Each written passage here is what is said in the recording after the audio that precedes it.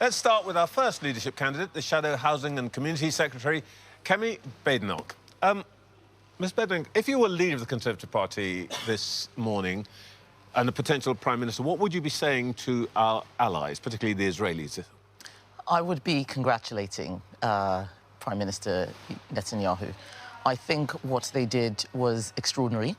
Israel is showing that it has moral clarity in dealing with its enemies and the enemies of the West as well. Hezbollah is a terrorist organization, and I think that being able to remove the leader of Hezbollah, as they did, will create more peace in the Middle East. Does that mean that you are ready to give the Israelis a free pass? Pager bombs, airstrikes, all of the rest of it? It's not about a free pass, but Israel does have a right to defend itself. It is a small country surrounded by a lot of people who don't like it. Many of them have fled from those countries. Many Jewish people have fled from neighboring countries. Israel is their safe haven. And if we look at what happened on October 7th, we can see that they cannot be complacent. They have to do what they need to do to defend themselves and, quite frankly, to survive. So no red lines for Israel? Of course, there will be red lines. We have international law for that. But as far as I saw when I was Trade Secretary, those lines were not crossed, and it was quite clear that the IDF and the Israeli government were doing everything they could to protect civilian lives. That doesn't mean that no civilian life would be lost. And of course, we understand that the Palestinian people in particular are suffering. This is very difficult for them. But we need to remember that the aggressor here is Hamas. That is what Israel is trying to destroy, as well as Hezbollah, of course. It's about immigration, and what you talk about is not the numbers, but the nature of immigration and immigrants. And you say, I am struck, for example, by the number of recent immigrants to the UK who hate Israel.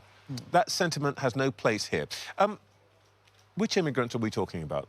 Well, people who come from countries where Israel is seen as an enemy.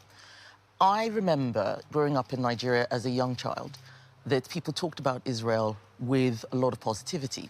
What I didn't know is that in the northern part of the country, which was heavily Muslim, people spoke in a completely different way.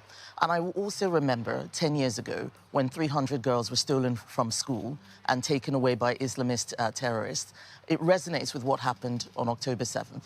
And so I'm always shocked by the number of people who are unable to sympathize with those victims, people who are ripping down posters. I think that's extraordinary.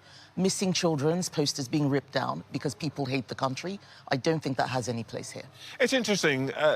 You know, you make a virtue of your plain speaking and so on, but you evidently mean, when you say the number of recent immigrants who hate Israel, you evidently mean Muslim immigrants. Why didn't you just say that? Because it's not all Muslim immigrants. And this is what I don't do. I'm very careful when I speak. I've met many Muslim people who love Israel. I met them in the Middle East. When I went to Saudi, when I went to the UAE, you know, you look at the Abraham Accords, there are many people in the Middle East who want to support Israel. I remember reading, after this assassination of the Hezbollah leader, loads of people from Arab countries who were actually very pleased. That man caused chaos in Syria. So it is not all Muslims, but there are some, those who buy into Islamist ideology, political Islam, they do not like Israel. And we need to be able to distinguish between the two. That's why I don't just use a word that brings so many people into the group.